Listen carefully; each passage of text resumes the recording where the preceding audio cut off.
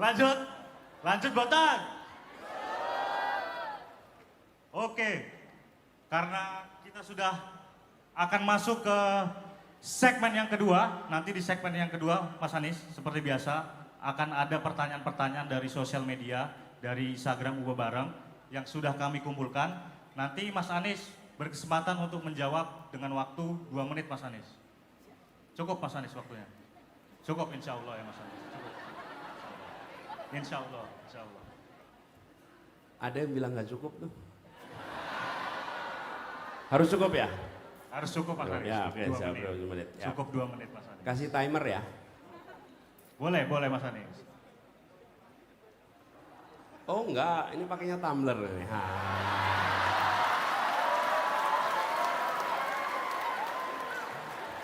Mas, ojo mancing-mancing, Mas.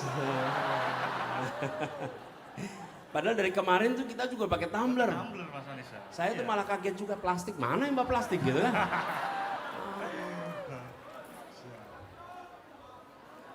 Oke. Banyak, mungkin terima bisikannya salah itu.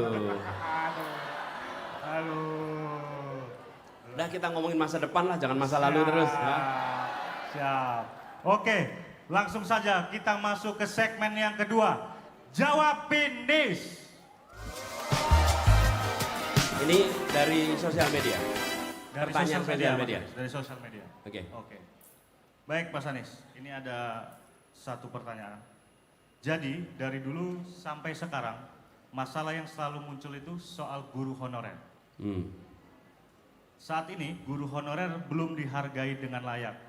Bahkan ada yang pendapatannya di bawah 300.000 per bulan. Ya. Apa program konkret Mas Anies agar kita bisa lebih menghargai guru honorer? Ya. Jadi saat ini ada sekitar 705.000 guru honorer yang belum diangkat. Dan ini harus kita lakukan peningkatan status menjadi P3K. Nah, untuk melakukan P3K dilakukan secara bertahap sehingga semua nanti akan bisa menjadi guru dengan status P3K.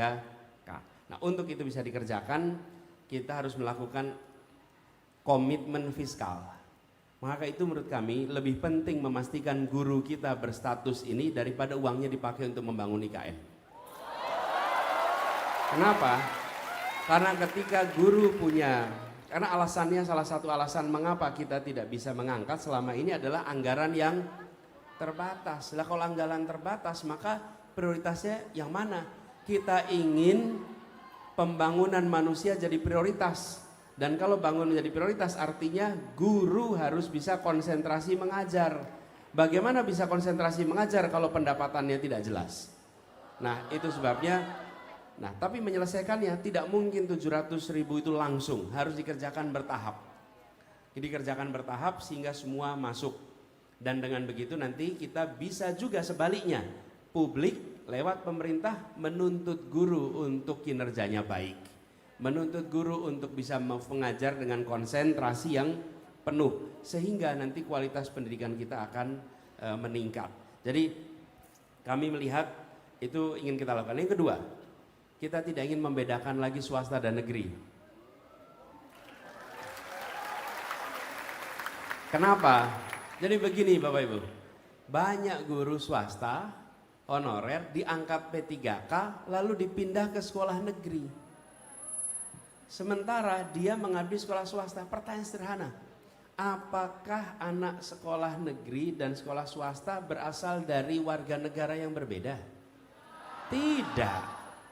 Bayangkan ada satu keluarga, anaknya satu sebagian di sekolah negeri, sebagian di sekolah swasta. Kenapa perlakuan negara berbeda? Toh orang tuanya membayar pajak yang sama. Betul tidak? Karena itu guru yang diangkat menjadi P3K di sekolah swasta, kita akan ubah aturannya tetap berada di sekolah swasta itu dan mendidik anak-anak kita. Jadi dengan begitu yang dapat guru-guru berstatus tegas atau jelas bukan hanya negeri tapi juga swasta. Toh semuanya mendidik anak Indonesia. Gitu kira-kira. Siap. 2 menit ya. 2 menit. Yuk. Pas 2 menit.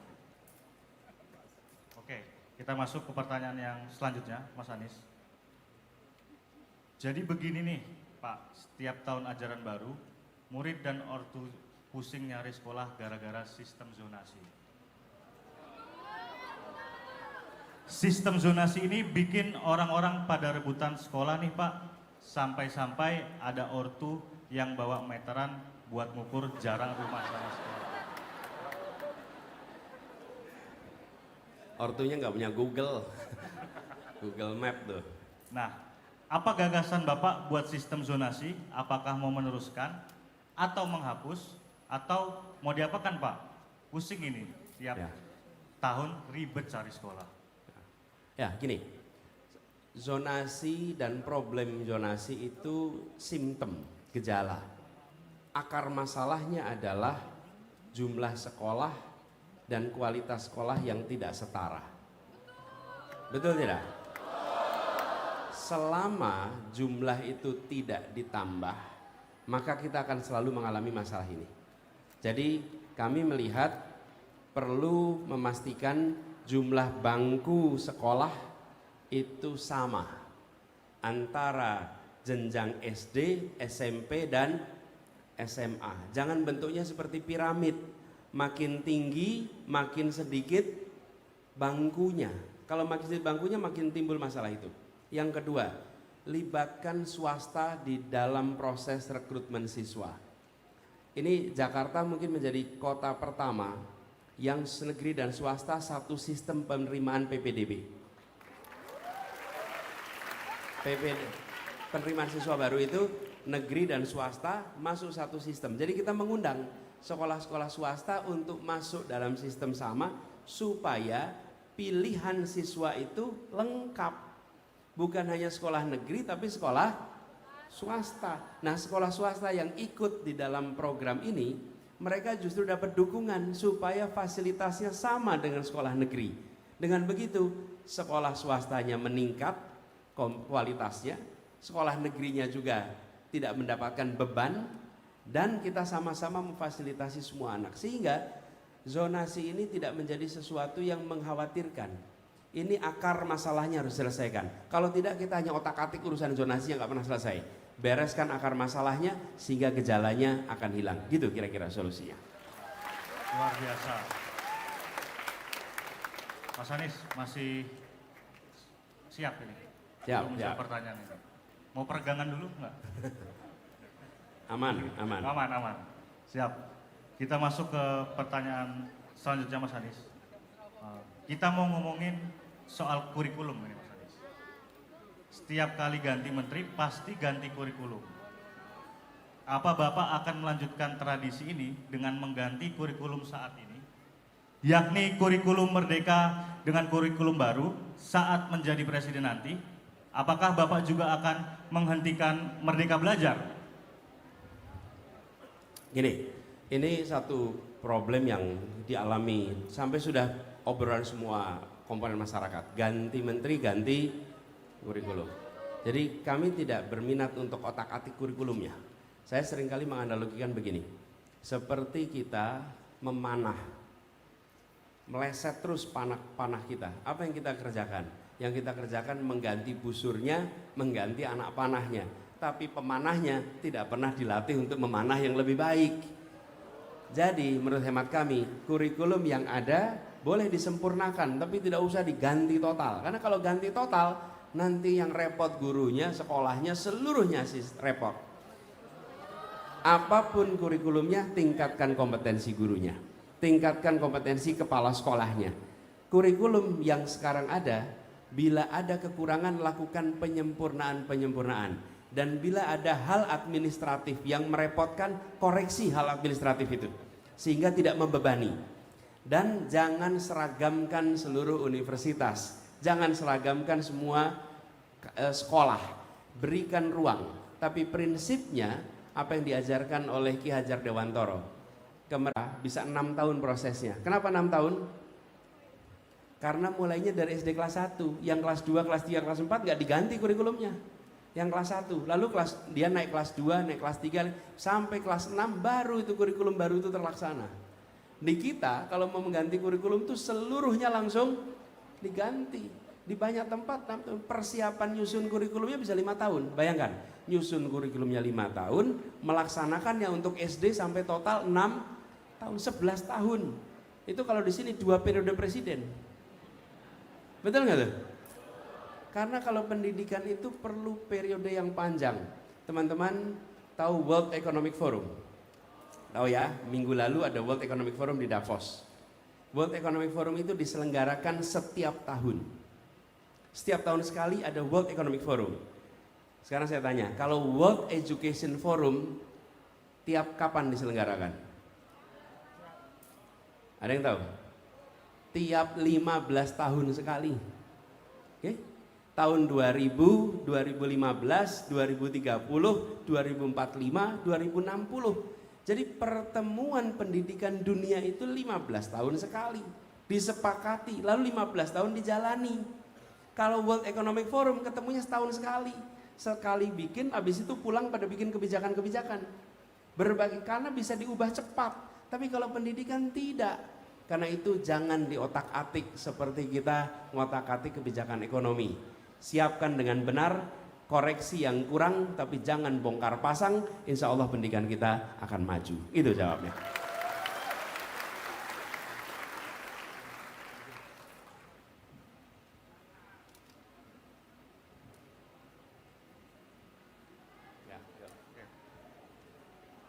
Siap, Mas Anies.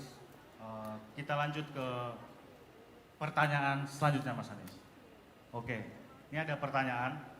Pak, skor PISA Indonesia ini masih tergolong rendah. PISA ini harus dijelaskan nggak singkatannya nih, Mas? Kira-kira. Nggak usah ya, Mas. Mas Anies kan profesor. S3. Mas, mau ngece Mas. Oke. Jadi skornya memang tidak 11 dari 100, tapi tetap saja skor PISA kita rendah, Pak. Saya mau nanya konkret aja nih, Pak. Apa yang akan Bapak lakukan untuk meningkatkan skor PISA Indonesia? Ya, jadi gini. Peningkatan skor PISA ini tidak bisa hanya dikerjakan oleh sekolah saja. Tapi kita harus memperluas. Ada bahkan istilah it takes a village to raise a kids. Diperlukan kerja bersama. Jadi di pendidikan kita melibatkan orang tua, melibatkan lingkungan, lalu yang tidak kalah penting itu memastikan bahwa guru dan kepala sekolah kompetensinya ditingkatkan. Sehingga nanti ujungnya adalah pada kinerja siswa. Bukan hanya siswanya saja, tapi orang tua, guru, kepala sekolah. Dan teman-teman, dulu ketika saya bertugas di Kementerian Pendidikan, salah satu hal yang kami lakukan adalah membuat pendidikan orang tua sebagai bagian dari kegiatan Kementerian Pendidikan. Karena orang tua itu pendidik pertama, terutama, terpenting, tapi paling tidak tersiapkan. Dan orang tua tidak tahu kemana harus merujuk ketika sampai kepada materi pendidikan untuk anak-anaknya. Karena itu dibuatlah Direktorat Pendidikan Keorangtuaan. Sayang direktorat ini kemudian hilang di periode berikutnya. Nah, kita ingin agar pendidikan orang tua disiapkan dengan baik supaya bisa mensupport. Ujungnya nanti kinerja anak. Dan PISA ini jangan hanya rankingnya yang naik, ranking dunianya, tapi yang naik skornya yang naik. Gitu jawabnya. Siap, Mas Anies. Oke, tepuk tangan dulu dong untuk Mas Anies. Kurang kenceng ini tepuk tangannya. Tepuk tangan sekali lagi, Yogyakarta. Oke, kita masuk ke pertanyaan terakhir di segmen 2 ini, Mas Anies. Ini ada pertanyaan, Pak, selain ada musim belimbing, juga ada yang namanya musim ngeributin LPDP. Ributinya macam-macam, Pak. Mulai dari harus pulang atau boleh tinggal di luar. Sampai ribut soal apakah nanti kalau ganti presiden bakal dilanjutkan atau tidak. Nah, kita mau dengar langsung dari Mas Anies, apa yang akan Mas Anies lakukan untuk LPDP? Ada yang berminat nggak dapat LPDP di sini? Pengen dapat LPDP ya?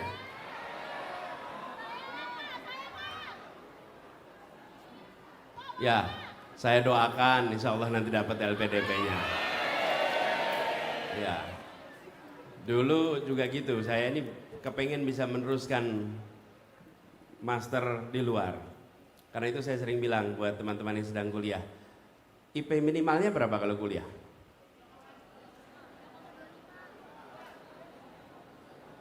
Nih, IP minimalnya, usul saya, IP minimalnya lihat persyaratan beasiswa. Kalau persyaratan beasiswanya itu IP-nya X, maka Anda harus dapat IP di atas itu. Tidak usah yang sempurna, yang penting di atas itu. Jadi dengan begitu nanti kalau daftar LPDP tidak ditolak karena IP. Paling nggak enak ditolak karena IP karena nggak bisa kembali lagi ke kampus untuk minta IP yang lebih tinggi. Nah gini, LPDP ini penting untuk diteruskan. Dan pemerintah harus meneruskan komitmen mengalokasikan anggaran untuk LPDP. Supaya makin banyak anak-anak kita yang bisa berangkat dengan program LPDP. Lalu yang kedua, program LPDP ini tidak boleh membebani mereka yang mendaftar. Jadi ketika mereka mendaftar program ini dan diterima, maka sepenuhnya biaya itu harus ditanggung oleh penyelenggara LPDP. Kalau tidak, banyak anak-anak kita yang sebenarnya diterima tapi nggak bisa meneruskan. Biaya tes TOEFL-nya mahal, biaya tes IELTS-nya mahal, biaya GMAT-nya mahal, biaya GRE, betul tidak? Jadi menurut hemat kami, kalau sudah diterima LPDP maka biaya tes itu termasuk dalam tanggung jawab LPDP. Supaya betul-betul membantu. Kita ini kalau ngasih beasiswa jangan separuh-separuh. Kalau ngasih beasiswa separuh-separuh itu namanya meratakan penderitaan. Dibebaskan betulan, dibantu betulan. Jadi kemudian tentang alokasi anggarannya disiapkan dari negara dan pilihan bidangnya harus dikembangkan lebih luas lagi. Kenapa? Karena kita membangun Indonesia itu bukan hanya di beberapa sektor. Banyak sebetulnya sektor kebudayaan, sektor kesenian, sektor olahraga yang seringkali tidak jadi prioritas dalam pemberian beasiswa. Padahal itu semua adalah bidang-bidang yang penting juga untuk Indonesia. Jadi jangan sampai bidang yang dianggap penting itu hanya bidang yang terkait dengan perekonomian. Tidak semua urusan itu urusan uang dan kesejahteraan dari ukuran uang. Tapi kita menggunakan LPDP untuk memajukan kebudayaan kita, memajukan peradaban kita. Itu sebabnya saya juga melihat LPDP itu bisa digunakan untuk kegiatan kebudayaan, kegiatan kesenian, sehingga dana ini betul-betul bisa memajukan pendidikan, dan memajukan pendidikan artinya memajukan kebudayaan kita. Gitu jawabnya. Oke, karena ini sudah segmen terakhir, kita akan masuk ke segmen yang selanjutnya. Nanti teman-teman akan diberikan kesempatan untuk langsung mendesak Mas Anies Baswedan. Nanti teman-teman punya waktu untuk bertanya selama 1 menit. Nanti aba-aba dari saya silahkan untuk angkat tangannya. Oke? Sepakat? Kalau gitu kita masuk ke segmen yang terakhir. Tanyain nih.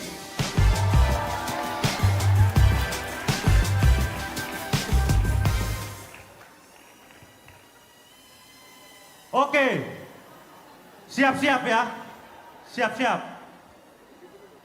Kita kasih aba-aba. Siji, siji, siji. Yang mana?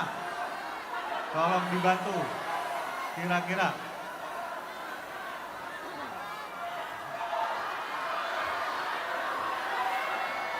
Yang mana Mas Anies kira-kira?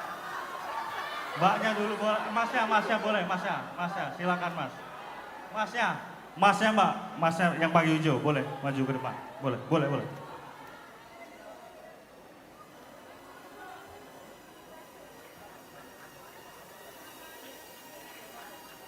Tepuk tangan dulu sekali lagi teman-teman.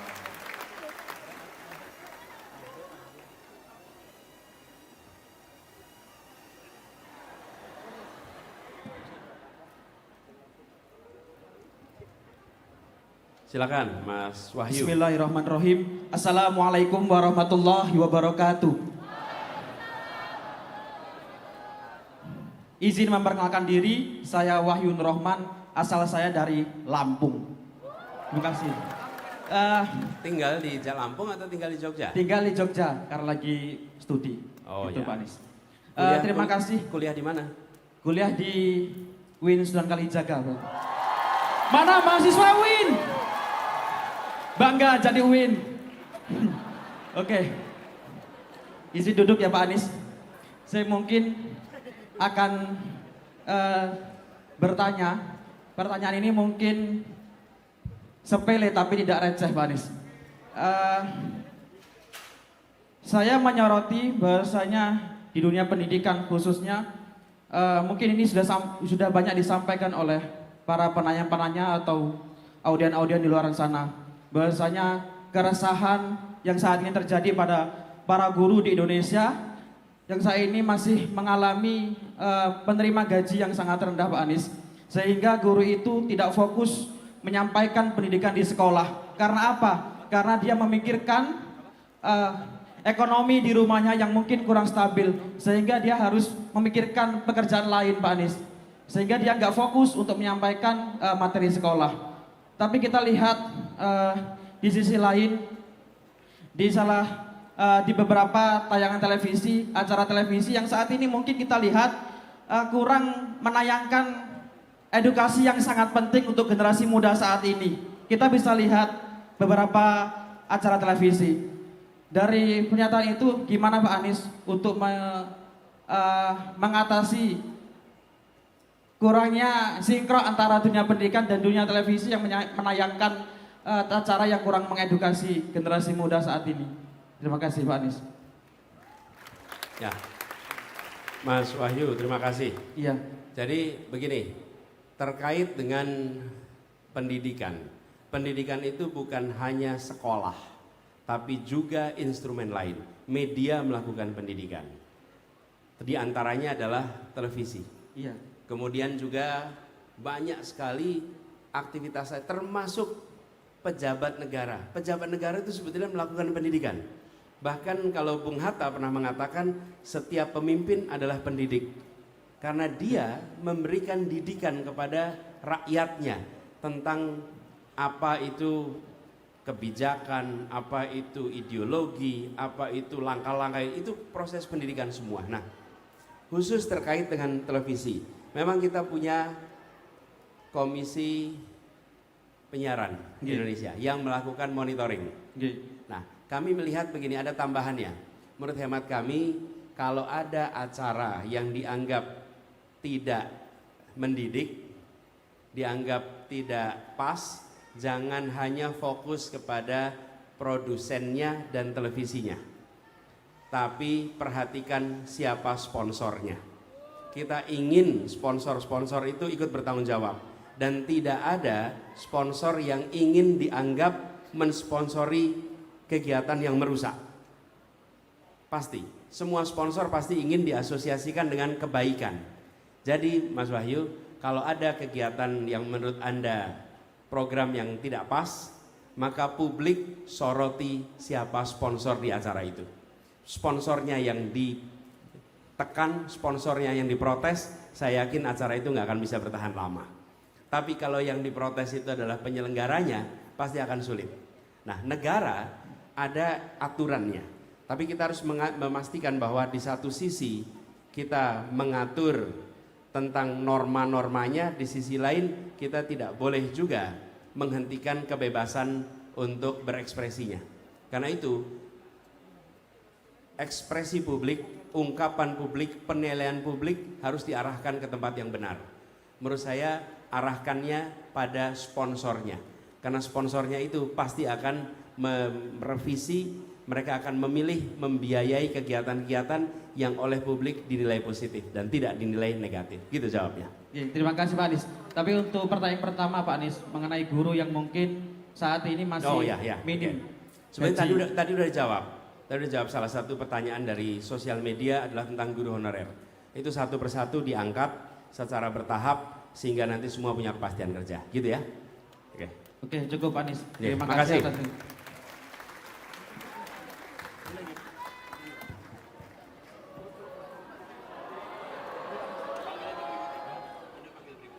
Oke. Eh,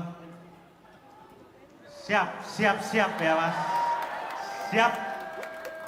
Siap untuk mendesak Mas Anies? Siap. Oke. Kita kasih aba-aba seperti biasa. Satu.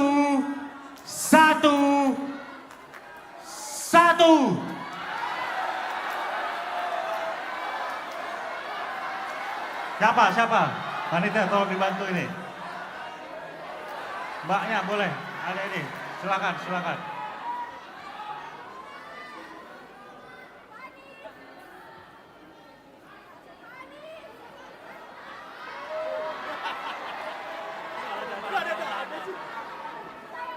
Oke. Silakan Mbak. Boleh langsung ke depan menempati panggung bersama Mas Anies.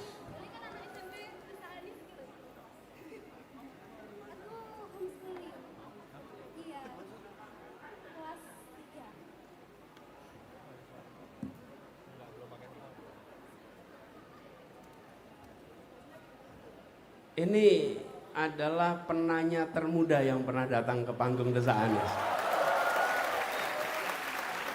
Kamu kelas berapa? 3 SMP.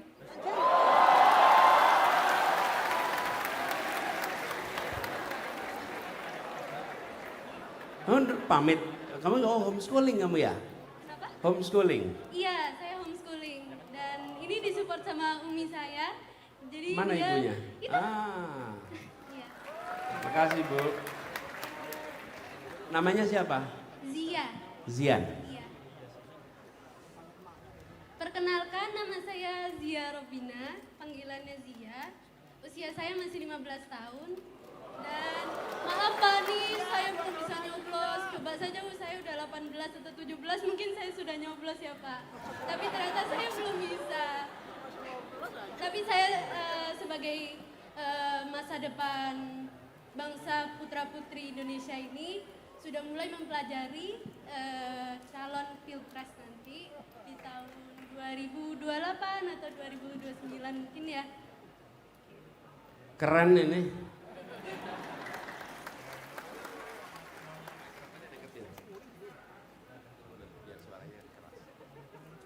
Jadi mungkin saya langsung to the point aja ya Pak.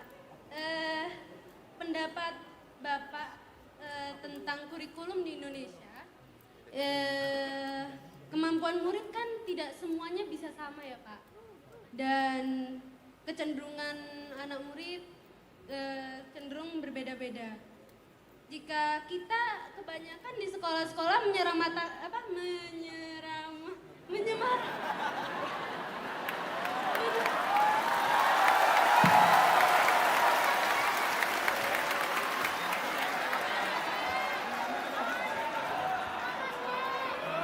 Tepuk tangan dulu dong. Iya. masih grogi Ini Pak. enggak, ini keren. Yang mahasiswa kesini belum tentu bisa pegang mikrofon nggak goyang, betul nggak? Iya. Saya dulu SMP begini, maju ke depan, tanya Pak Jono tuh, maju ke depan pegang kertas bergetar kertasnya. Ini Zia ke depan, tenang pegang mikrofon, ngomong dengan baik, top kamu. Yuk terusin. Jadi saya dulu pas TK kecil ada kesusahan Pak dalam membaca, belum bisa. Sedangkan TK kecil ini mereka masih di masa bermain Pak. Dan kebetulan saya masih belum bisa baca. Tiba-tiba posisi juga baru pindah dari kota lain ke pindah kota ya. Lalu pertanyaannya? Di situ saya sudah mulai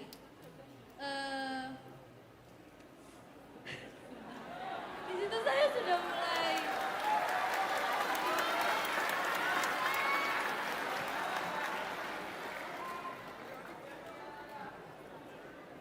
intinya gini deh Pak, saya karena masih grogi nih Pak, kadang-kadang tuh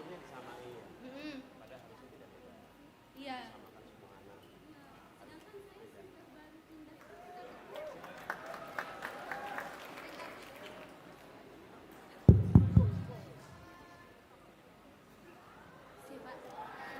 Sedangkan saya waktu TK kecil sudah dibilang sama gurunya, dipanggil orang tua saya mengidap disleksia. Padahal saya sekarang membaca buku bahasa Inggris, bahasa Indonesia dengan lancar.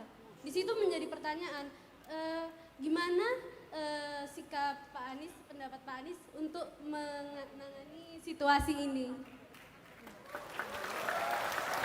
Ya.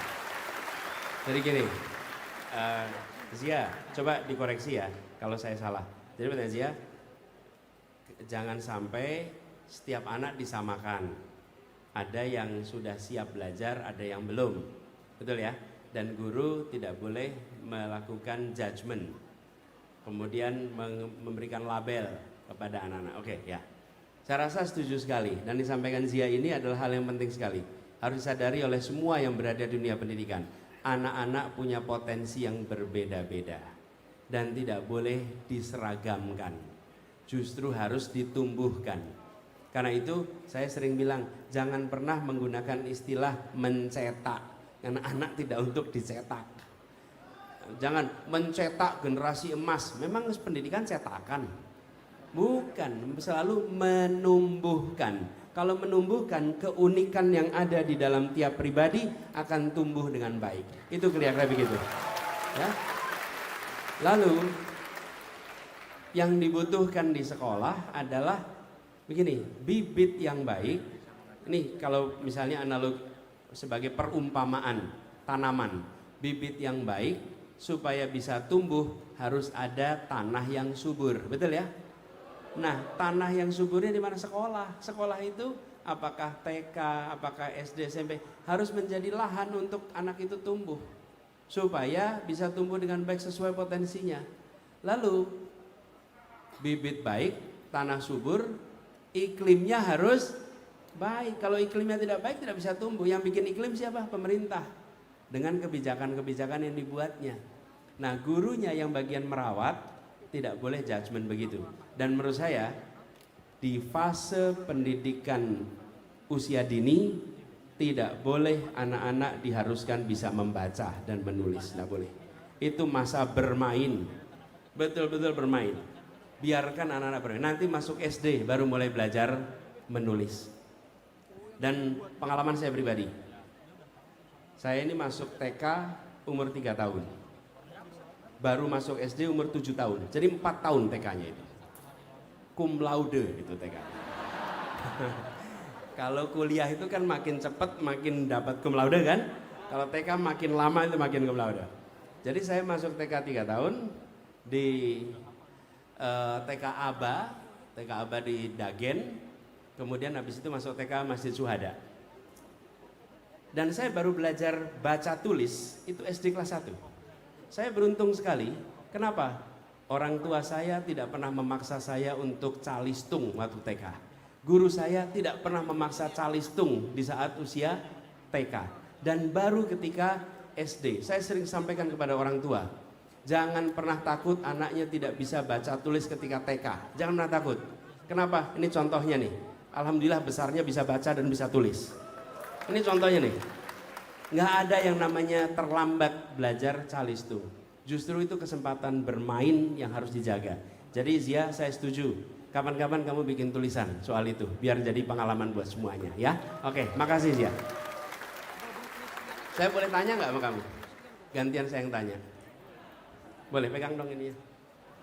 Zia, kalau nanti kamu udah gede, kamu pengen bikin apa?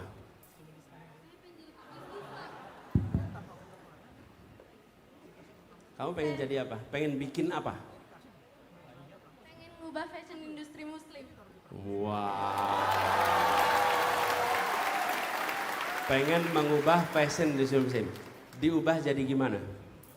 Kiblatnya tuh ke Indonesia istilahnya. Tapi mungkin ya karena Indonesia udah populasi pertama muslim di Indonesia ini, sudah ada, gerakannya sudah ada, tapi saya pengen mengembangkan lagi ke situ. Dari fashion sebagai muslimah yang pengen ngikutin syariat Islam dalam berhijab, jadi kita saling support dan saya sekarang sudah mulai dari homeschooling, saya sudah disupport sama ibu saya dan nama brandnya Zira tapi belum mulai Pak. Karena juga saya mau memasuki sekolah dulu, SMA, terus SMP, jadi mungkin kuliah saya mungkin mulai. Wah, top, Mak. Jadi Zia ini nanti mau dorong untuk Jadi teman-teman sekalian, begini, ketika potensi ada, cita-cita ada, soal kemauan aja insya Allah jadi kenyataan. Ya, selamat. Ya, selamat ya. Ibu selamat Bu ya, udah didik anaknya dengan baik, Masya Allah.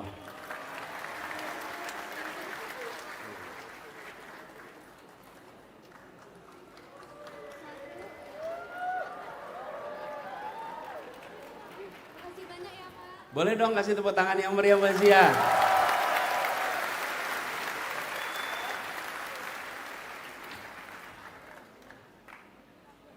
Makasih Mbak Ziza.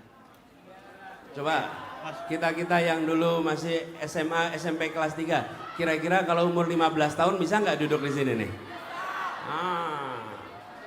Amazing. Yuk. Mas Anies, kita dapat informasi nih, kita kedatangan teman-teman dari Indonesia Mengajar. Indonesia, mungkin boleh kita undang ke atas teman-teman Indonesia Mengajar, boleh satu perwakilan. Mbaknya mungkin yang pakai kemeja, oh boleh, siapa? Teman-teman dari Indonesia Mengajar. Tepuk tangan dulu dong teman-teman.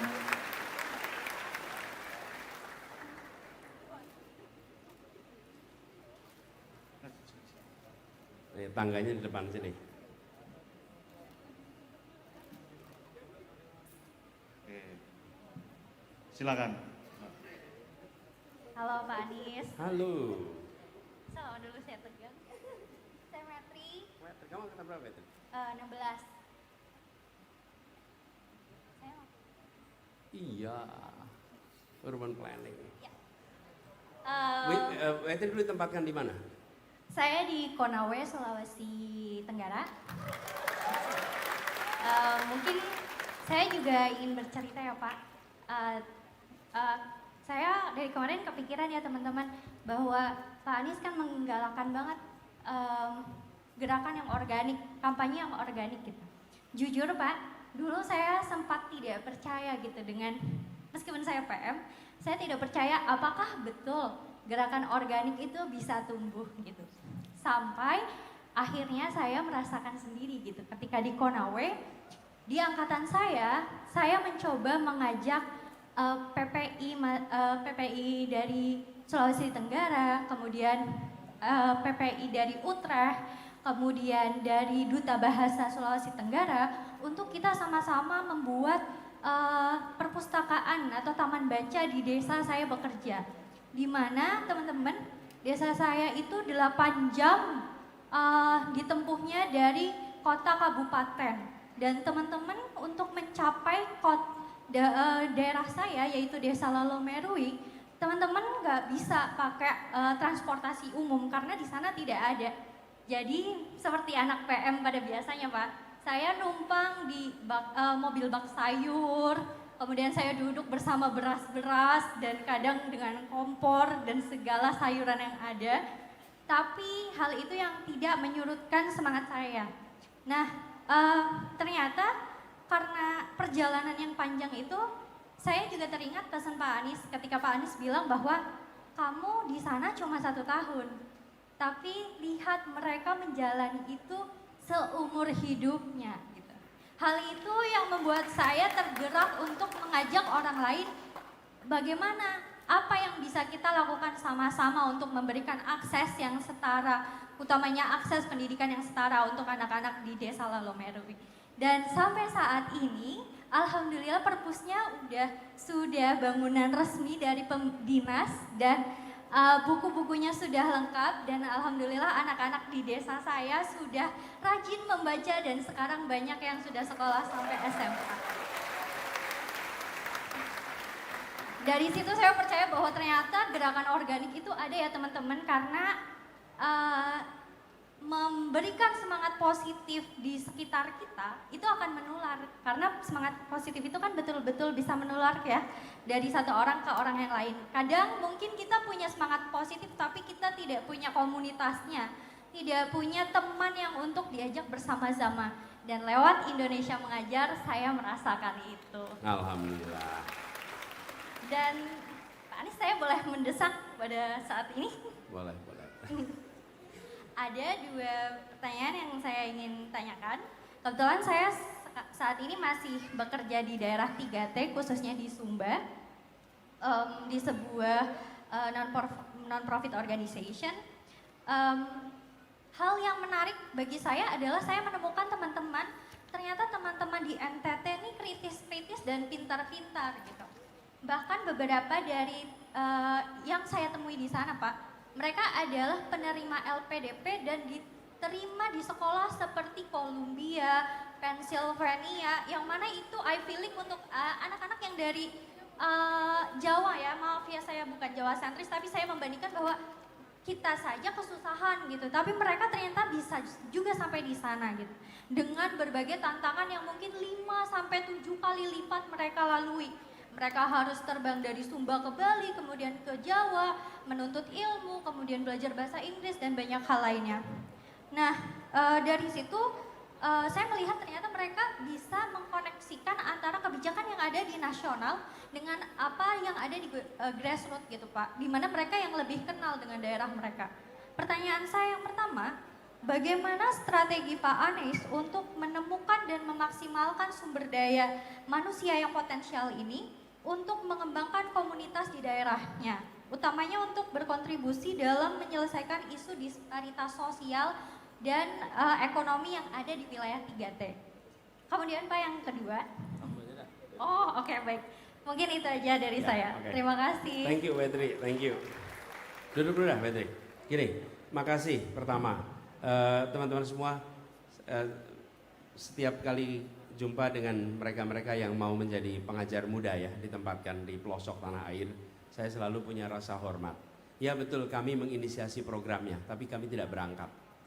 Yang berangkat itu adalah adik-adik seperti Wetri ini dan berada di tempat-tempat yang amat jauh. Setahun di sana, kalau soal tantangan geografis itu bisa diceritakan. Berapa jam dari kota, ada sinyal, tidak ada sinyal, ada listrik, itu mudah diceritakan. Yang tidak mudah diceritakan itu tantangan sosiologis. Tantangan sosiologisnya itu besar dan tidak mudah untuk diceritakan. Betul nggak Wetri? Dan itu semua bukan soal yang ringan. Jadi buat teman-teman yang masih kuliah, saya melihat kalau Anda punya kesempatan berada di pelosok Indonesia yang paling sulit, maka luangkan waktu untuk berada di sana. Luangkan waktu untuk bekerja di sana di masa muda. Luangkan untuk punya kesempatan melihat dari dekat potret Indonesia yang penuh dengan tantangan. Sesudah itu Anda akan melanglang buana, silahkan. Tapi sampai kapanpun Anda punya akar keindonesiaan yang amat kuat karena Anda bersama dengan rakyat Indonesia di masa usianya muda. Seperti Wetri dan kawan-kawan di sini. Ya, kalau belum tahu Konawe di mana, lihat Google Map nanti. Nanti Anda bakal lihat posisinya seperti apa. Nah, soal tadi bagaimana memberikan semacam ruang ya kepada mereka. Kami melihat begini, gerakan harus diadopsi dalam dunia pendidikan. Tadi Petri cerita, agak skeptik tentang ide gerakan. Saya ini sangat meyakini lingkungan hidup, pendidikan, kesehatan, itu adalah 3 urusan yang sangat mudah menjadi gerakan. Sangat mudah, karena mudah sekali melibatkan orang. Nah, pemerintah memfasilitasi. Jadi kalau saya membayangkan, organisasi-organisasi pendidikan, NGO pendidikan itu difasilitasi oleh negara untuk mereka membangun jaringan yang luas. Sekarang ini banyak pertemuan-pertemuan antar pegiat pendidikan. Pemerintah terlibat? Tidak. Membantu? Tidak. Menurut saya pemerintah harus sudah. Dan itu artinya pemerintah menggunakan, kalau tipe anggaran, ini teman-teman ini agak teknis, pengadaan itu bisa tipe 1, 2, 3, 4. Pemerintah selama ini hanya tipe 1 dan tipe 2. Untuk gerakan pendidikan gunakan tipe 3 dan tipe 4. Alokasi anggarannya ada dengan tipe 3, tipe 4. 3, 4 ini teknis ya, tapi saya ingin jelaskan. Tipe 1 itu kegiatannya diselenggarakan oleh kementerian, ini tipe 1. Tipe 2 bikin tender, nanti perusahaan-perusahaan akan ikut. Yang menang tender menyelenggarakan, itu tipe 2. Tipe 3 memberikan dananya kepada organisasi kemasyarakatan, kepada NGO. Tipe 4 seperti itu kepada organisasi lingkungan. Nah, tipe 3, tipe 4 ini jarang sekali dipakai. Sehingga semua program pemerintah diselenggarakan sendiri atau diselenggarakan lewat tender. Tapi kalau NGO-NGO ini terlibat, mereka akan bisa memajukan pendidikan. Kalau ada NGO yang mau terlibat di bidang pendidikan, hampir pasti orang-orangnya idealis. Yang mereka butuhkan adalah dana dukungan dari pemerintah, restu pemerintah, kemudahan pemerintah. Lalu apa yang tadi Anda sampaikan insya Allah akan terbangun menjadi besar ya. Oke, gitu ya, makasih.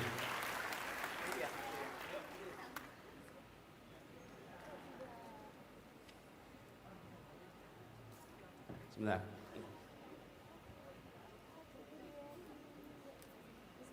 Ya, bismillah. Amin, amin. Oke, terima kasih Mbak. Tepuk tangan dulu untuk Mbaknya. Baik, Mas Anies, ini ada aspirasi sepertinya dari guru honorer. Boleh mungkin diberi kesempatan Mas Anies untuk maju ke depan memberikan. Mbaknya mungkin boleh selama 2 menit ya, Bu. Mungkin boleh nyampaikan langsung keresahannya ke Pak Anies. Wah, Anda sampai bikin poster nih. Apa tulisannya? Dibaca. Maju, madep sana.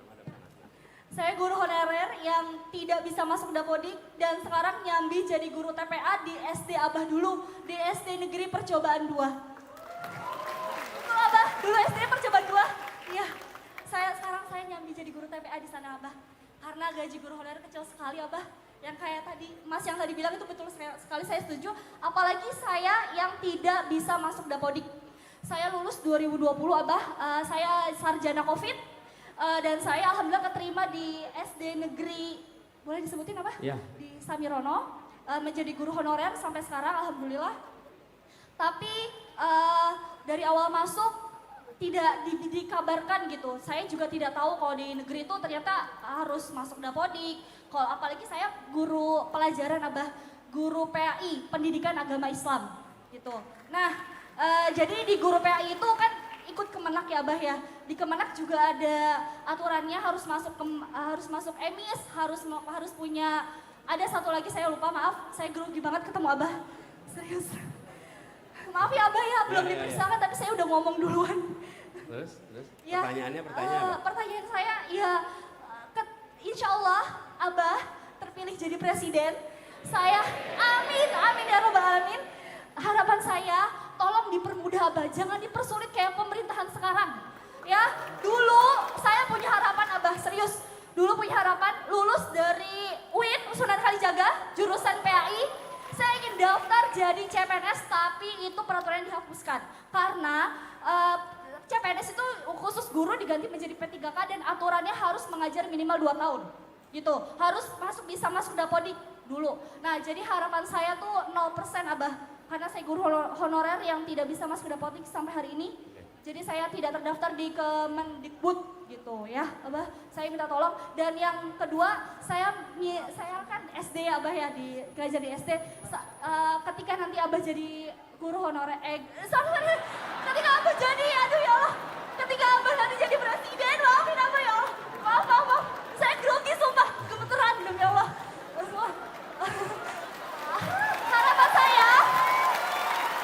Harapan saya di SD, jujur ya, anak SD zaman sekarang beda dari zaman saya dulu ya, angkatan 98. Beda banget, nakal banget ya. Terus lagi nggak pernah kerjain PR. Padahal PR Abah ya, kami sebagai guru tuh ngasih PR ya. Kalau yang punya anak, yang punya adik yang ngeluh PR-nya kebanyakan. Nah PR itu tuh melatih anak-anak tuh untuk bisa disiplin, tanggung jawab sejak dini gitu. Tapi nggak pernah dikerjain dan kalau ditanya lupa. Masa anak kecil lupa? Kalau kita yang udah dewasa lupa wajar ya, tapi masa anak-anak lupa? Padahal kerjaannya main game, ya kan Abah? Terus selanjutnya Abah? Bu Guru jangan galak-galak, Bu Guru. Terus Abah, saya masih nggak nyangka gitu. Terima kasih ya teman-teman yang di sana sudah memudahkan saya untuk maju bertemu Abah langsung. Terima kasih, saya padahal nggak kenal sama mereka. Namanya siapa? Amirah Maulida. Amirah pakai H. Maulida. Amirah, ya. Abah satu lagi, saya saya curhat sedikit, selain saya jadi guru TPA, saya juga nyambi jadi guru les yang bayarannya 1 jam cuma 35.000 teman-teman. Oke, Iya. siap. Gini, Iya, ya, gitu. siap. Ya, Ayo, ya, ya, terima ya, kasih. sip. Terima kasih Abah. Amirah, terima kasih. Terima kasih udah milih jadi guru. Terima kasih udah milih untuk jadi guru TPA apalagi ya. Gini, yang soal ini nanti kita lihat. Soal administrasi. Yang penting begini, tadi saya bilang, jangan sampai urusan administrasi dalam sistem yang sekarang itu dibiarkan. Tadi saya bilang kan, kurikulum dan lainnya ya yang kurang dikoreksi. Administrasinya harus dibereskan supaya tidak menjadi beban. Oke, karena itu banyak urusan-urusan administrasi seperti itu. Terus ini Amirah, buat teman-teman semua, ini apa karena Amirah cerita soal guru SD. Dari semua jenjang pendidikan paling menantang jadi guru SD. Guru SD, guru TK itu paling menantang. Kenapa? Karena anaknya polos-polos, jujur-jujur. Jadi guru itu, ini namanya Amirah. Amirah itu pemimpin. Pemimpin perempuan itu Amirah, betul nggak ya? Nah, Amirah, nah ini pesan juga. Jadi, ini saya selalu sampaikan sama anak jadi pengajar muda. Kalau menjadi guru SMA, ya tentu menantang, tapi mereka sudah bisa mengelola. Tapi anak SD, kalau Anda tidak menarik, mereka tidak tertarik. Betul? Kalau gurunya tidak bisa mengajar, menginspirasi, mereka akan meninggalkan. Oke? Jadi, kalau lagi begitu, harus dilihat juga sisi lain. Kamu harus perhatikan apa yang bisa membuat mereka mau ikut. Apa yang bisa membuat mereka merasa terpanggil. Jadi cari caranya, tapi jangan disalahin. Karena anak SD mereka mulai dengan ya polos aja. Cari caranya, pasti nanti akan ketemu caranya. Tapi Abah setuju nggak kalau di SD ada guru BK? Setuju nggak Abah kalau di guru SD ada guru BK? Nanti tanya ahli pendidikan kalau yang gitu. Jadi begini, prinsipnya memimpin. Jangan membayangkan mengajar. Masuk ke ruang kelas, bayangkan saya akan memimpin kelas ini. Jangan masuk ke kelas, bayangkan saya akan mengajar isi buku ini. Bukan, saya memimpin di kelas ini. Karena dalam memimpin saya melakukan pengajaran. Dalam memimpin saya melakukan pendidikan. Tapi masuk ruang kelas, guru harus membayangkan saya memimpin di kelas ini. Karena siswa melihat guru itu sebagai pemimpin, bukan sebagai pengajar saja. Karena itu perilakunya, tata keramanya, itu akan dilihat oleh siswa. Dan siap-siap aja seperti namanya Amirah, kamu harus jadi pemimpin di anak-anaknya ya. Oke.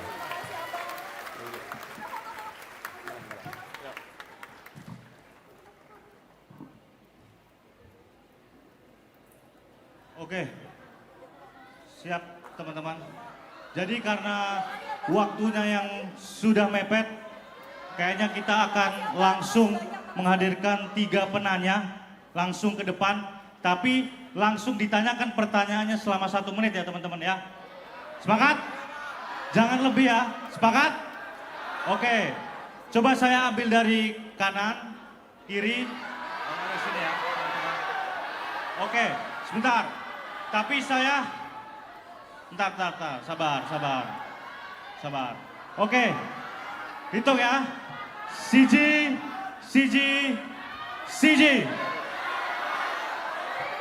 Mana ini kira-kira?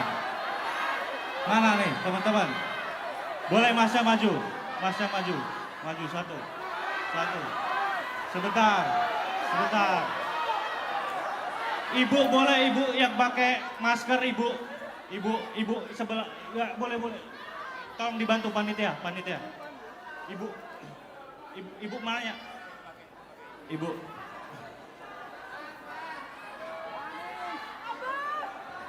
Dibantu pakai alat. Ibu mohon tolong teman-teman panitia. Ya, tolong dibantu.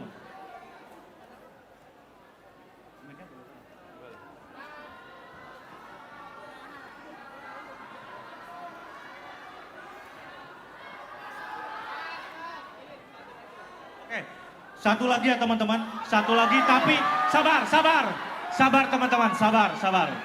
Satu lagi tapi saya mau teman-teman yang masih duduk di bangku SMA. Siapa teman-teman yang masih duduk di bangku SMA? Teman-teman di bangku SMA. Yang SMA. Oh, boleh yang pakai batik, mbaknya. Boleh. Batik merah. Boleh, batik merah.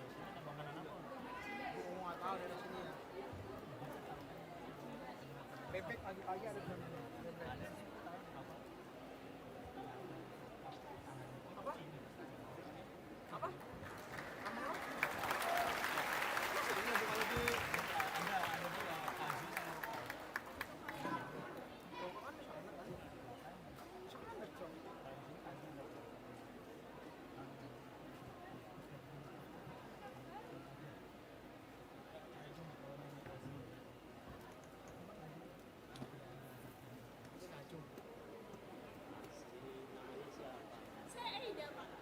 Beberapa waktu lalu ketemu di UGM terkait kursi roda.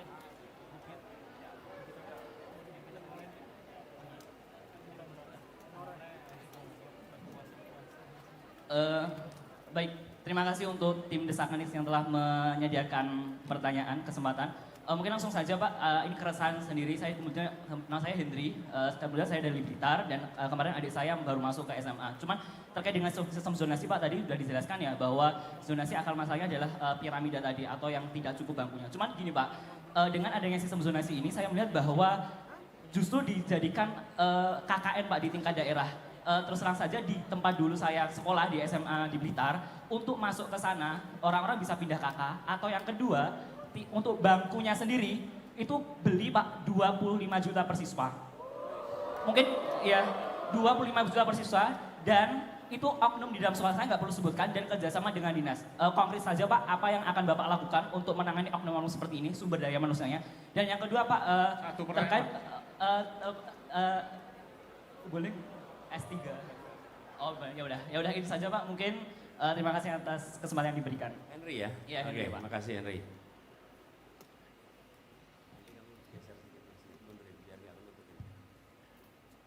Yuk, boleh sekarang kamu. Oke, baik. Selamat siang sebelumnya Bapak. Terima kasih atas kesempatan yang telah diberikan. Sebelumnya izinkan saya untuk memperkenalkan diri. Nama saya Brinda Najla Almutia dari SMA Negeri 1 Yogyakarta. Oke. Panggilannya siapa? Brenda. Apa? Brenda. Berda. Iya. Oke. Jadi Bapak, saya ingin bertanya terkait kurikulum. Tadi kan sudah banyak ditanyakan terkait kurikulum. Seperti yang kita tahu juga sudah banyak perubahan-perubahan kurikulum yang ada di Indonesia. Tapi satu keresahan yang masih saya temukan sendiri, kemudian teman-teman saya juga temukan sendiri, yaitu adalah tentang gimana sih sebenarnya apakah Pak Anies mempunyai dobrakan kurikulum yang baru agar pendidikan di Indonesia itu anak-anaknya tidak bingung setelah lulus SMA itu kira-kira mau ngambil jurusan apa sih?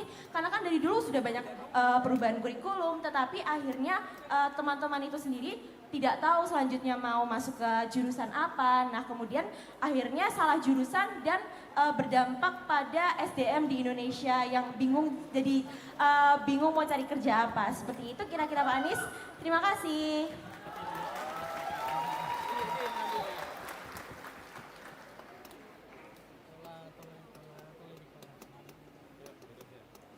Terima kasih atas kesempatan yang diberikan. Perkenalkan, saya Aida. Saya mahasiswa Ilmu Hubungan Internasional S2 di UGM.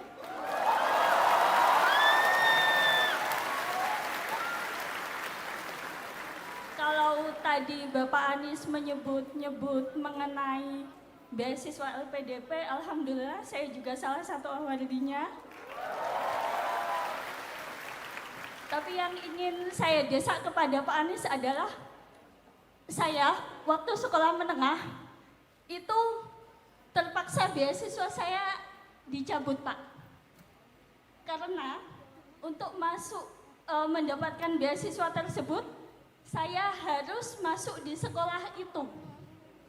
Tapi sekolah tersebut salah satu sekolah favorit di kota asal saya di Jombang, Jawa Timur. Sekolah tersebut adalah sekolah madrasah di kota santri, tapi tidak bisa menerima saya karena aksesibilitas difabel, terutama di lingkungan pendidikan keagamaan itu Allahumma minim sekali Pak. Jadi saya ingin mendesak Bapak, bagaimana agar pondok-pondok pesantren, terutama madrasah di Indonesia, madrasah swasta memang tidak terlalu bisa diutik-utik oleh negara, tapi setidaknya madrasah-madrasah negeri, aksesibilitasnya harus diperbaiki. Memang sekarang sudah banyak ada rem di bagian depan gedung. Tapi itu mereka bukan jalur landai, tapi jalur curam. Di mana difabel mereka hanya ada sebagai pertanggungjawaban negara atas checklist fasilitas, bukan benar-benar bisa diakses.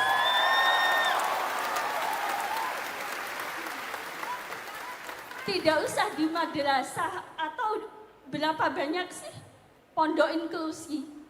Kalau pondok yang khusus segmented, pondok untuk teman-teman dengan gangguan penglihatan, pondok untuk teman-teman dengan low vision, dengan autis segala macam itu banyak. Tapi pondok yang benar-benar inklusi, di mana non difabel dan difabel bisa bergaul dan bergabung dengan merasakan situasi dan kondisi sebenarnya pendidikan keagamaan itu jarang sekali.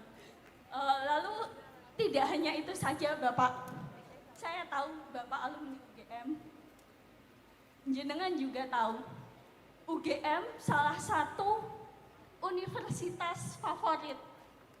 Ada yang bilang 3 besar di Indonesia. Tapi saya sendiri merasakan bahwa aksesibilitas di UGM sendiri untuk difabel itu hanya 50% yang bisa saya gunakan secara mandiri.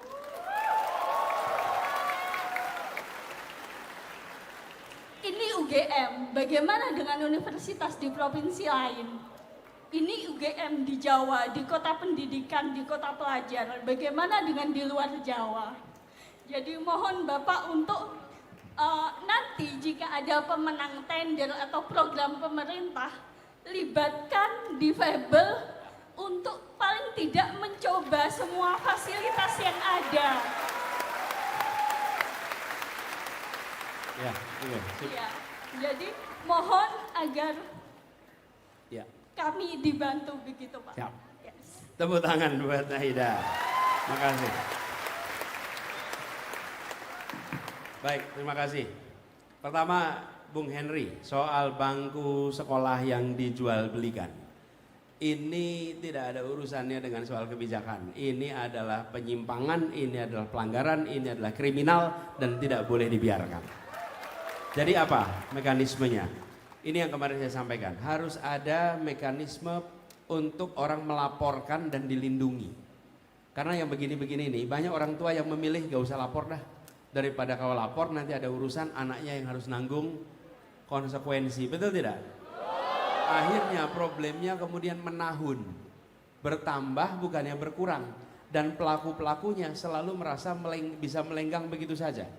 Praktek seperti ini bukan hanya terjadi 1-2 kota. Ini terjadi di berbagai kota.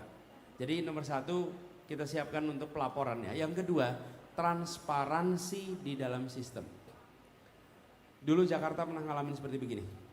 Apa yang kemudian dilakukan? Yang dilakukan adalah melakukan transparansi setransparan-transparannya.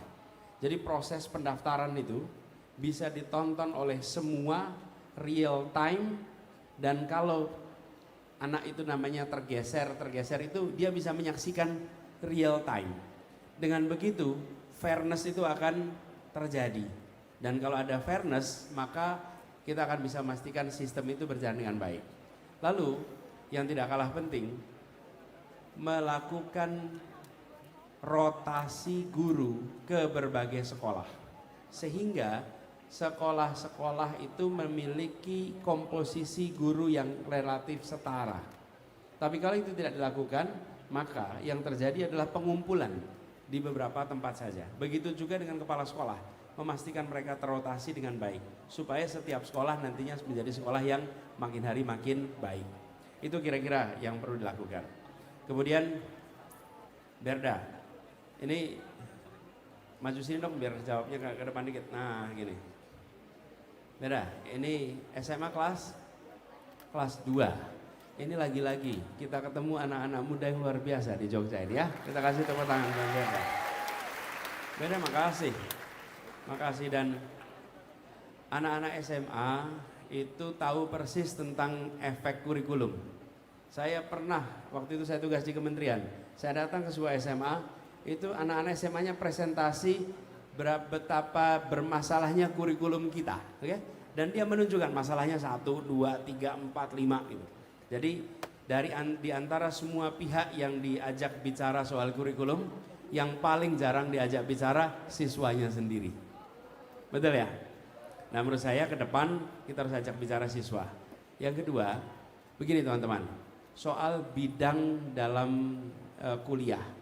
Ini yang kita harus bicarakan lebih jauh. Saya melihat sudah mulai ada peluang untuk sekarang mengambil mata kuliah di fakultas-fakultas yang berbeda-beda. Sekarang mulai ada peluang itu bukan? Mulai ada peluang. Artinya apa? Sebenarnya proses belajar di kuliah di kampus S1 jangan semata-mata ditempatkan sebagai persiapan kerja. Jangan, tapi tempatkan itu sebagai pembelajaran untuk membekali dengan pengalaman yang di dalamnya ada pengetahuan. Jadi di kampus itu jangan hanya aktif di ruang kelas, aktif juga di luar kelas. Dan tidak dibatasi hanya satu bidang, lengkapi dengan berbagai macam bidang. Luaskan pengalaman itu. Karena begini, kita menyukai satu bidang ketika SMA, nanti ketika kuliah akan ketemu wawasannya lebih luas lagi. Dan ketika kita kuliah aktif akan ketemu wawasan lebih luas lagi. Jadi jangan mengunci diri dengan saya harus di sini. Saya akan bidang ini, perluas saja. Jadi menurut saya justru keberanian untuk belajar lebih luas, keberanian untuk mencoba yang baru itu yang dibutuhkan. Dan Berda ini sudah jadi contoh. Berda punya pilihan, tetap aja di Cokro Aminoto sana di kelas, nggak usah ngapa-ngapain. Tapi Berda memilih untuk datang ke sini, memilih untuk memperluas wawasan, memperluas jaringan. Berda sudah mengerjakan apa yang tadi saya katakan. Mudah-mudahan nanti Berda bisa memanfaatkan peluang yang ada ketika kuliah ya. Terakhir Aida, ini yang disampaikan Aida tadi soal aksesibilitas. Teman-teman, penyandang disabilitas termasuk masyarakat yang hari ini paling jarang dapat perhatian, paling kecil dapat perhatian. Karena itu kami komitmennya Aida, ada 4 kelompok masyarakat yang harus dapat perhatian dari pemerintah, prioritas. Kalau 4 kelompok ini diperhatikan, sisanya aman. Siapa kelompok itu? 1, penyandang disabilitas. 2, ibu hamil. 3, anak-anak. 4, lansia. Jadi kalau membuat fasilitas harus membayangkan untuk 4 ini. Kalau membangun apapun untuk 4 ini. Kalau yang 4 ini disiapkan, yang lain aman. Misalnya gedung aman anak, gedung aman untuk orang tua, gedung ramah untuk ibu hamil, gedung ramah penyandang disabilitas, yang lainnya aman. 4 ini. Nah, insya Allah Aida nanti yang menjadi komitmen yang baru harus melibatkan 4 komponen ini.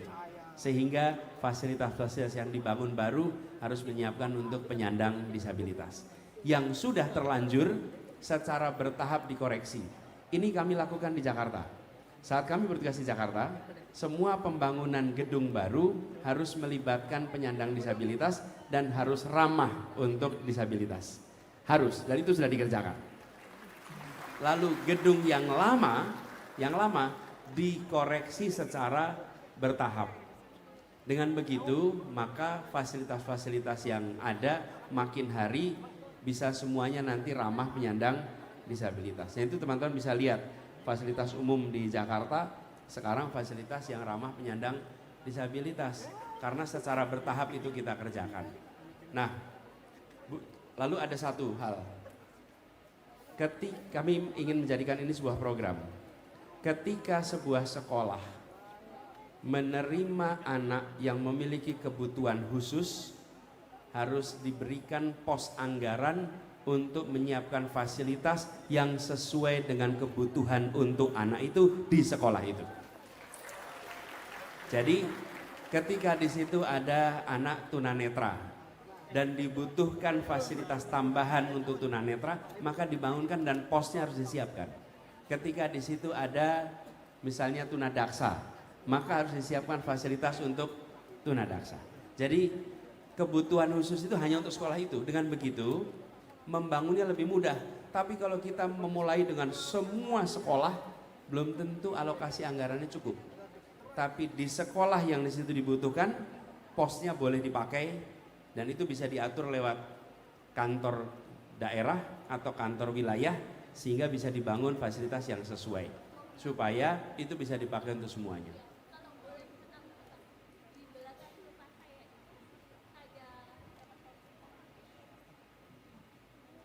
Jadi di belakang rumah itu alhamdulillah ada madrasah kecil Pak.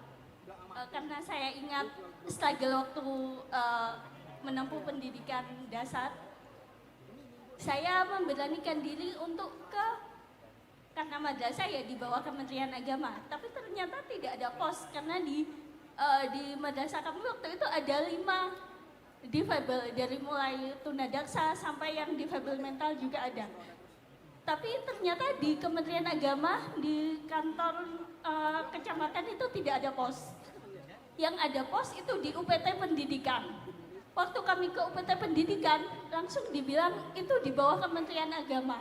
Kami memang ada program untuk shadow teacher dan lain sebagainya, tapi langsung di pingpong itu milik Kementerian Agama. Sebetulnya karena memang sesungguhnya posnya belum disiapkan khusus.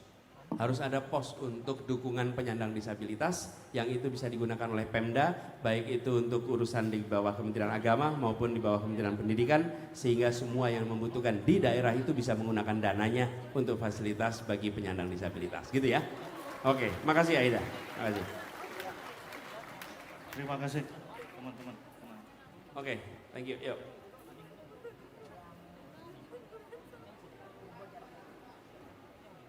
Oke teman-teman, karena kita sudah sampai di penghujung acara, bagi teman-teman yang masih punya keresahan atau masih ada yang ingin ditanyakan, nanti kita sudah siapkan kotak aspirasi. Nanti silahkan teman-teman tulis apa yang ingin dititipkan atau ada hal yang ingin disampaikan, silahkan masuk ke kotak aspirasi ini teman-teman. Oke. Tapi sebelum kita tutup teman-teman, kita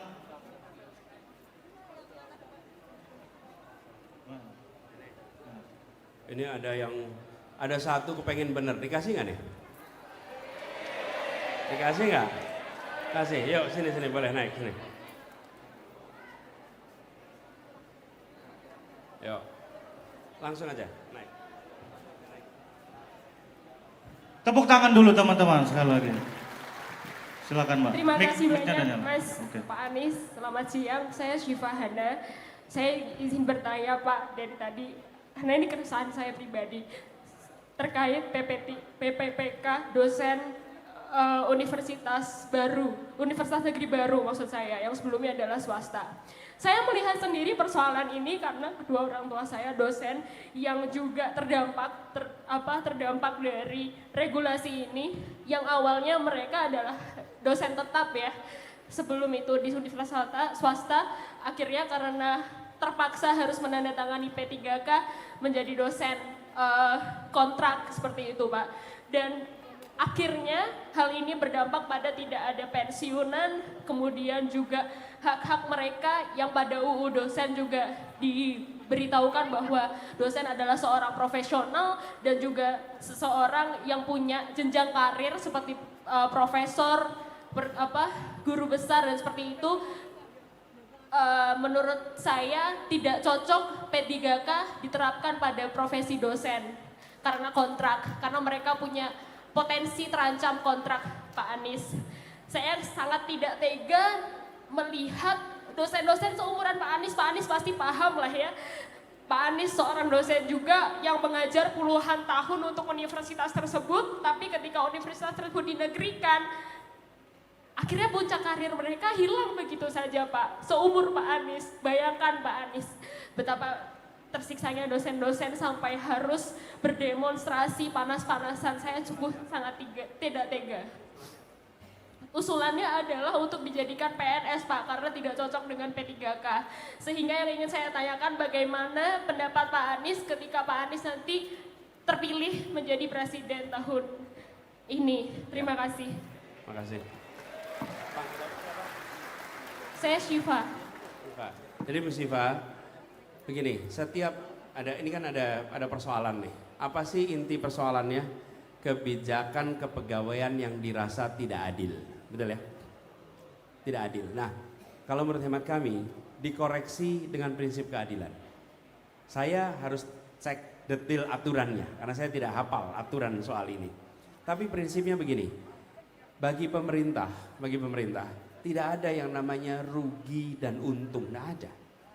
Bagi pemerintah itu adanya menjalankan konstitusi dan tidak, menjalankan aturan dan tidak, sederhana itu. Jadi tidak bisa pemerintah itu bilang, oh kami tidak lakukan pengangkatan karena nanti merugikan. Nggak ada yang namanya pemerintah itu rugi. Pemerintah itu menjalankan konstitusi. Bila yang tadi disampaikan, sebuah institusi swasta berubah statusnya menjadi negeri, ya dilakukan assessment tentang kepegawaiannya supaya mendapatkan keadilan. Jangan sampai kendaraannya jadi negeri, yang menjalankannya justru tidak bisa ikut menjadi rombongan pemerintah. Itu prinsip sederhana sekali. Jadi menurut saya gunakan prinsip keadilan. Nanti kami akan lihat semua yang dibahas di Desak Anies itu menjadi catatan bagi kami. Karena begini, ada yang desak itu sifatnya pertanyaan, ada yang desak itu sifatnya usulan. Dan kita ingin usulan-usulan yang muncul di Desak Anies yang itu usulan baik, bila kita bertugas itu akan dijadikan sebagai bagian dari perubahan yang kita kerjakan, ya. Jadi gitu ya. Oke, gitu sih Pak ya. Terima kasih Pak Anies, semoga Pak Anies bisa menjalankan ketika terpilih nanti karena di kepengurusan sebelumnya sudah bertahun-tahun Pak, dari saya SMP sampai sekarang saya lulus kuliah, ya. Persoalannya masih sama, kementerian tidak ada yang menanggapi kasus ini. Siap. Terima kasih. Terima kasih.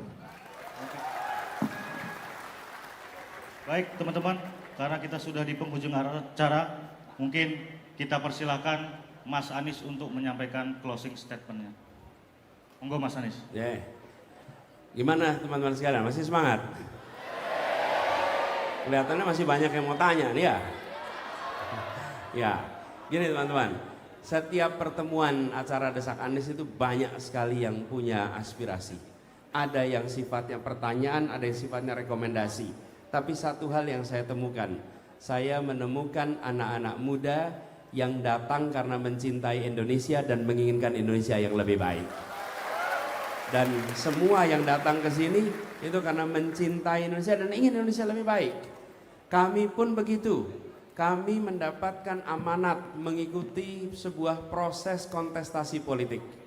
Dan ketika kami mendapatkan amanat, kami ingin melakukan perubahan. Dan perubahan itu tidak dimulai nanti ketika bertugas. Dimulai ketika kampanye menjadi kampanye yang mengajak kita semua untuk memikirkan tentang Republik. Bukan sekedar kampanye yang memancangkan wajah saja. Karena ini sesungguhnya bukan pemilihan foto untuk dipasang di ruang kelas. Ini adalah pemilihan pengambil keputusan. Yang nanti terpilih, dia akan mengambil keputusan atas nama rakyat dan atas nama negara. Karena itu bagi kita yang sekarang itu berstatus rakyat, kita harus mengetahui bagaimana cara dia berpikir, bagaimana cara dia mengambil keputusan, bagaimana dia bereaksi atas masalah, bagaimana rekam jejaknya, rekam karyanya. Karena itulah kami memilih untuk menyelenggarakan kegiatan seperti Desak Anies, karena kami tahu seperti inilah kita bisa sama-sama belajar, sama-sama mereview, dan sama-sama tahu bagaimana kita harus membawa Indonesia ke depan. Nah, itu sebabnya kami memilih pola ini. Ada tema yang desaknya panas, ada tema yang desaknya substantif. Kalau pendidikan itu pasti substantif. Tapi ada tema desak yang panas, bicara IKN, wah penuh semangat itu di situ. Ada yang datang dengan penuh semangat, ada yang datang dengan mengatakan, Pak, saya pendukung paslon yang lain. Dan desak adalah ruang bebas untuk siapa saja menyampaikan apa saja. Loh, tidak ada perbedaan. Nah, sekarang teman-teman sekalian, saya merasa bersyukur karena ini sebenarnya desak yang kedua di Jogja. Yang pertama dulu waktunya terlalu mepet sehingga kita tidak bisa berdiskusi yang cukup panjang. Tapi saya ingin sampaikan kepada semua teman-teman, 14 Februari besok rakyat Indonesia akan memilih kepada siapa kewenangan itu akan diberikan. Kewenangan itu diberikan, kekuasaannya ada pada tangan rakyat, tapi kewenangan itu diberikan. Nah, dalam memberikan kewenangan, saya hari ini tidak meminta teman-teman semua untuk memilih kami, tidak. Kami meminta teman-teman untuk menjadi pemilih yang rasional. Jadilah pemilih yang rasional. Kami tidak meminta Anda memilih kami, tidak. Tapi kami minta Anda memilih rasional. Milih rasional itu artinya apa? Jadilah orang yang rasional. Rasional itu dari kata rasio. Rasio itu artinya perbandingan. 2:3 itu rasio. Membandingkan. Anda bandingkan 1, 2, 3. Bandingkan rekam jejaknya, rekam karyanya, rekam pikirannya. Termasuk juga bagaimana mengelola perbedaan. Bagaimana memformulasikan keputusan. Itu semua dibandingkan. Sesudah itu, teman-teman sekalian, ketika tadi saya menyampaikan jawaban, pasti yang mendengarkan akan memiliki derajat kesetujuan dan ketidaksetujuan. Ketika saya menyampaikan belum tentu saya setuju, tidak. Dan saya pun tidak berencana untuk mengatur pikiran teman-teman dengan mengatakan supaya setuju, tidak. Pasti dia bilang, saya setuju 70%, saya setuju 80%, saya setuju 90%. Mungkin ada, yang ini saya setuju 100%. Mungkin ada, ini saya setuju 30%. Anda akan membandingkan jawaban dan pikiran dengan diri Anda. Lakukan itu pada ketiganya. Bila yang ketiganya punya kesempatan untuk Anda bandingkan. Betul kan? Kami memilih melakukan ini supaya teman-teman bisa membandingkan. Sesudah itu, Anda lakukan perbandingan. Setelah Anda lakukan perbandingan, pilihlah yang menurut Anda paling sesuai dengan apa yang Anda pikirkan untuk Indonesia ke depan. Karena pada dia kita titipkan. Anda pilih. Mana yang menurut Anda paling sama dengan apa yang saya pikirkan. Disitulah kemudian Anda menjadi pemilih yang rasional. Dengan menjadi pemilih rasional, maka teman-teman paling tidak Anda bisa mengatakan pada kanan kiri, saya sudah memilih sesuai dengan perbandingan. Bukan memilih foto, bukan memilih kelucuan, bukan memilih yang lain-lain, tapi memilih apa yang dikerjakan. Betul tidak? Loh, masing-masing kita punya kelucuan juga. Masing-masing kita punya kelucuan kita masing-masing. Betul gak? Ada yang alami, ada yang kosmetik. Gitu aja bedanya. Nah, iya. Kan ada yang lucunya otentik, ada lucunya kosmetik, bukan?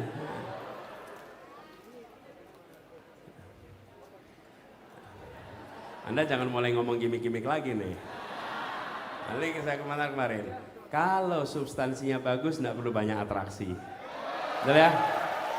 Iya. Tapi kalau substansinya lemah, harus perbanyak atraksi untuk nutupi substansi yang lemah. Betul kan? Nah, jadi teman-teman semua, saya melihat teman-teman itu. Lalu saya minta yang kedua. Bila menurut Anda ada yang menurut Anda lebih baik untuk negeri ini, maka jangan diam. Kalau boleh saya minta, apapun pilihan Anda, ajak teman-teman yang lain untuk memilih seperti yang Anda pilih.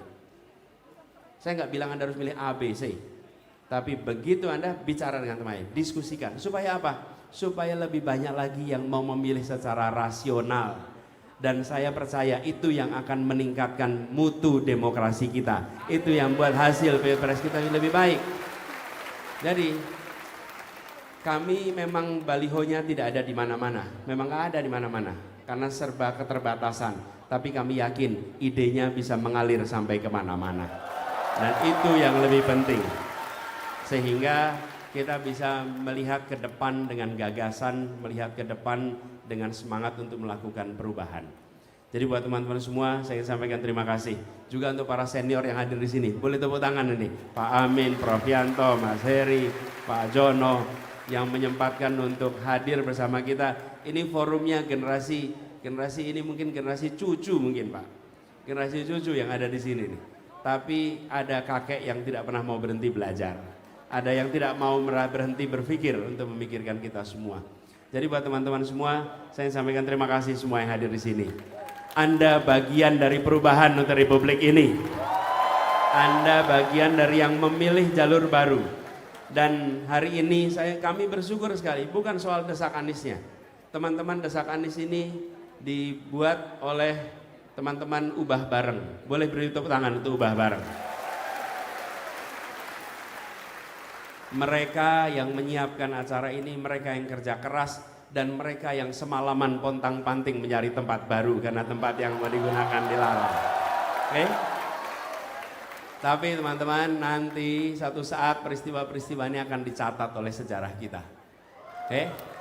Dan teman-teman semua boleh ikut mencatatkan diri. Saya bukan bagian yang pernah melarang kegiatan seperti ini. Oke, itu catatan kita. Catatannya, kami bagian dari yang mengikhtiarkan kebebasan berbicara. Kami bagian dari yang mengusahakan menjaga kehormatan negara. Tapi saya ingin sampaikan, kenapa ada yang takut dengan kebebasan? Ada yang takut dengan kritik.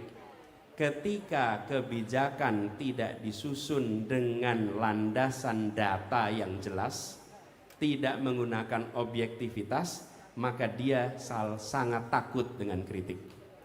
Sangat takut. Tapi kalau kebijakan disusun dengan data yang jelas, dengan objektivitas, dengan ilmu, maka dia siap menghadapi kritik yang datang dari manapun juga. Pasti. Karena siap didiskusikan. Tapi kalau kebijakannya tanpa data, tanpa ilmu, tanpa objektivitas, paling takut itu dengan kritik. Jadi kalau ada pemerintahan yang takut dengan kritik, sebetulnya pemerintahan itu sedang menunjukkan bahwa tidak mendasarkan dengan data, informasi, objektivitas.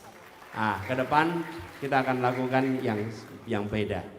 Dan itu harapannya kita melakukan perubahan. Tapi sekali lagi teman-teman, itu semua ada di tangan Anda. 3 minggu lagi Anda tentukan kepada siapa kewenangan itu akan Anda berikan. Berikan kepada yang paling cocok, insya Allah kita akan buat Indonesia lebih baik. Terima kasih buat semua yang hadir. Terima kasih buat semua yang menjadi bagian ini. Sampai jumpa di acara Desak berikutnya. Assalamualaikum warahmatullahi wabarakatuh. Waalaikumsalam. Baik teman-teman, matur suwun Yogyakarta. Saya Kinas Putra Rizka. Sampai jumpa di Desak Anies selanjutnya.